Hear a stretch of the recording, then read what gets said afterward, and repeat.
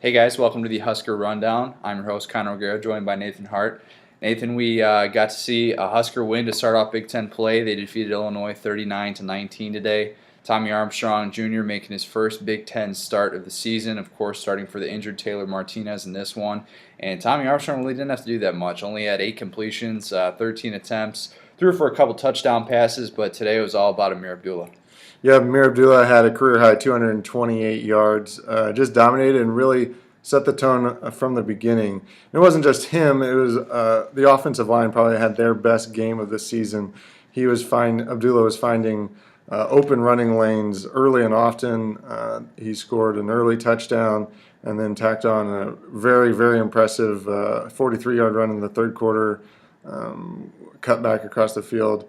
And he was just getting to the second level very easily today, and just almost an easy 228 rushing It yards. really If you can have was. It was pretty much standard, like 6-7 yards a carry, and then what does he get on top of that? He really got going behind an offensive line that pretty much dominated the line of scrimmage today. Tommy Armstrong said that Jeremiah Searles reminded him that the quarterback should probably buy the offensive lineman dinner one time, and Amir Abdullah may owe him a dinner too as well. He might, and Amir Abdullah, of course, got going with the offense flowing the way it was. They were able to get some help from their defense. They were actually able to get into a rhythm because the defense was getting off the field. Illinois only converted, I think, a quarter of their third downs today. Held the number 18 passing offense in the country to just 177 yards through the air. So defense stepped up in the passing game, got off the field when they needed to. That's something that they have not been able to do, even in those even in like the South Dakota State game where they weren't able to do that. They did a lot better on first down defense. As one thing, they were near the bottom of Division I when it came to first down defense,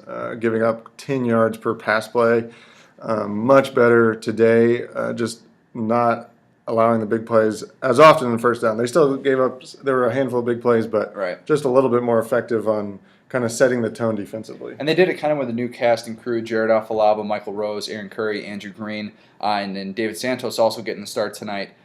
Today it's 11 a.m. game. I don't know what I'm talking about, but a little bit of a shakeup. They definitely had a lot of work to do in the 2 weeks to prepare for this one, and I think this unit really benefited from those 2 weeks. We saw there was even a moment where Jared Afalaba got run over on a 23-yard carry from I believe it was, I'm blanking, Donovan Young, I think, had the 23-yard carry, and he gets absolutely decked on this play, and then Pelini pulls him over and reams him out for it, and goes back in there. And the first play he's back in there, he gets a tackle for a loss. So the defense will respond to criticism in situations like that, and we saw a little bit of that today. Didn't see nearly as many of the missed tackles and stuff that's plagued this NU defense in games past. Look, Illinois' defense is not, or offense is not UCLA's, No. But this is probably the first time a Nebraskan fan can feel a little confident coming away from a game. The defense put in the performance that they needed to against it's a mediocre Illinois team, but hey, offensively, they've put up yardage this season. And Nebraska offense, it goes without, it might be overlooked in a game where Abdullah rushes for 228 yards like he did,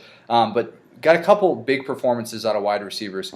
Quincy Enunwa, of course, had a great first half, had his 6th touchdown of the season. He's leading the Big Ten in touchdowns right now after only had 1 last year. And Kenny Bell had probably the catch of the year, maybe in college football so far. I don't want to overstate that, but really an impressive catch in open field. One-handed grab, pulls it in, scampers for the rest of the way for a 37-yard touchdown. And we're starting to see what this unit can do when it has that running game established, and they're not getting those tough pass coverages to kind of work through.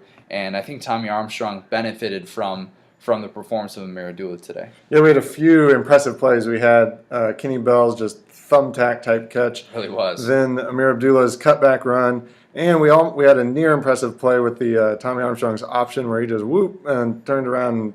But was that your Chris Berman right there? I was trying. It didn't come out as well as I thought it would, but. Man, that was an impressive stopping on a dime, but he then got tackled. Nearly I mean, had he made one more cutback, could have been a touchdown. So Tommy Armstrong did show off a little bit of that athleticism today. Bo Pelini did say after the game, kind of put those comments to bed. When Taylor Martinez is back, he will be our quarterback. He wanted to say it's always competition and whatnot, but made it a point to say when the senior's back, he's going to start. And that's totally fair. Obviously, he had a good game against South Dakota State. This game, a lot more like a freshman would playing in Big Ten. I mean, good enough, but nothing impressive. Nothing where you're looking at his body of work and saying we need to get this guy in. He could instantly jumpstart our offense. So the Nebraska offense gets going a little bit, kind of getting back to their bread and butter with the ground game. The defense was effective when it needed to be. I think that's the most important thing. They're still going to allow those yards, and they're going to get the occasional turnover, but just getting off the field is so important for this unit. For sure, and it relieves the pressure from the offense as well. It really does. So Nebraska gets a win against an Illinois team that hasn't won a Big Ten game in 2 years. Last Big Ten win actually came, I believe it was October 5th against Indiana in 2011. It's a long time ago. Yeah. So take it with a grain of salt, Nebraska fans. Not that this is South Dakota State, but this is the basement of the Big Ten, and there will be a lot tougher opponents the rest of the way. But a couple more basement Big Ten teams are coming with Yes. Purdue and Minnesota the next 2 games on the slate. Yeah, kind of an odd schedule to have another game. Nebraska will be going on the road for the first time all season next week when they travel to West Lafayette, take on the Boilermakers, who have had their fair share of problems this season as it's been documented. But then they have another bye week after that. So kind of an odd scheduling.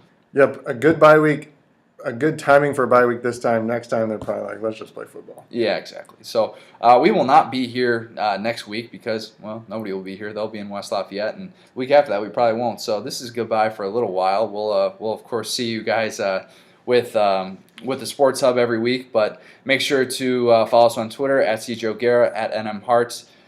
So for the Husker Rundown, it's been Connor O'Gara, Nathan Hart. Thanks, guys. We'll see you in a few weeks.